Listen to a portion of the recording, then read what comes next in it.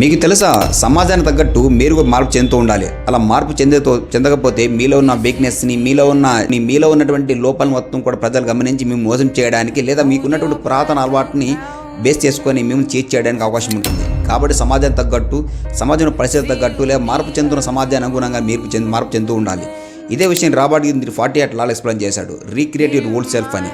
అంటే మిమ్మల్ని మీరు మార్చుకోండి అని, మిమ్మల్ని మీరు మార్పులు చెందించుకోండి అని.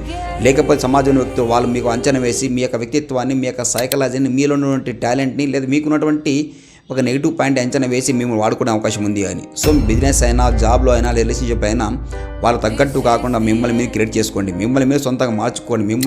మిమ్మల్ని మీరే న్యూగా బిగిన్ చేసుకోండి. అలా చేయకపోతే సమాజంలో వ్యక్తులు మేము ఏదో విధంగా మోసం చేయడానికి ఈజీగానే ఉంటుంది అని.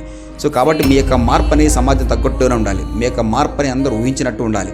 మీ యొక్క మార్పు అని మిమ్మల్ని మీరే చేంజ్ చేసినట్టు ఉండాలి. అప్పుడే ప్రజలు మిమ్మల్ని అంచనా వేయడానికి కష్టంగా ఉంటుంది. కాబట్టి వాళ్ళ తగ్గట్టు కాకుండా మిమ్మల్ని మీరుగా మార్చుకుంటే ఏదైనా ఈజీగా ఉంటుందనేది